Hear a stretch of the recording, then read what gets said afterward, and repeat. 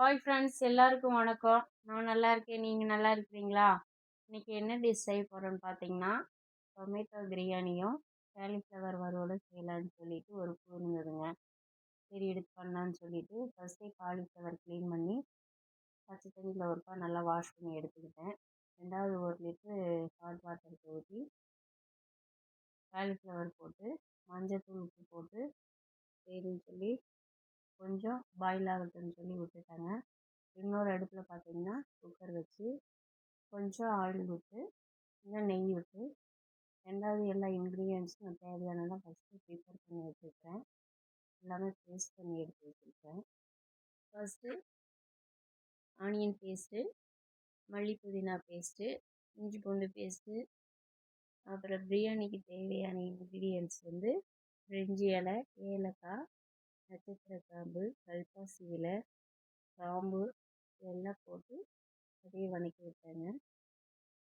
வரமிளகாத்தூள், மல்லித்தூள், பிரியாணி மசாலா இதெல்லாம் போட்டு நல்லா வதக்கி விடணுங்க. 3 பச்சை மிளகா போடணுங்க.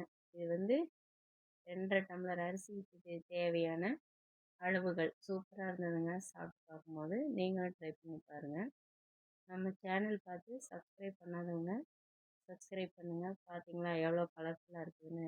நல்லா கிளறி விட்டு கொதி வந்த உடனே நம்ம ஆல்ரெடி ஊற வச்சு கடைஞ்சி வச்சுருந்த அரிசியை எடுத்து இந்த மாதிரி நல்லா வணங்கினோடனே உள்ளே போட்டு அரிசியும் 1 நிமிஷம் திருப்பி விட்டு 2 டம்ளர் அரிசி இது எடுத்துருக்குறேங்களா, அது தேவையான தண்ணி 2.5 சொம்பு இதில் ஊற்றிக்கிட்டாங்க.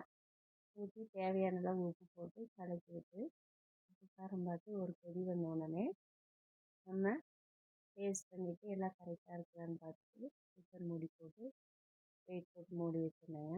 இந்த இடத்துல வந்து ஆனியன் நம்ம கட் பண்ணி வச்சுருந்ததை இந்த மாதிரி பொன்னரமாக வர மாதிரி வறுத்து தந்தேங்க அந்த பதத்துக்கு. அப்புறம் இஞ்சி பூண்டு பேஸ்ட்டு போட்டுக்கணும், கருவேப்பிலை போட்டு ரெண்டாவது காலிஃப்ளவர் நம்ம வடித்து வச்சுருக்கிறத எடுத்து போட்டு வரமிளகாத்தூள், பெப்பர் தூள், மல்லி இலை கட் பண்ணி வச்சுட்டெல்லாம் போட்டு 1/2 லெமன் ஜூஸ் புழிஞ்சு நல்லா திருப்பி விட்டு எடுத்தால் சூப்பரான காலிஃப்ளவர் வறுவல் ரெடிங்க.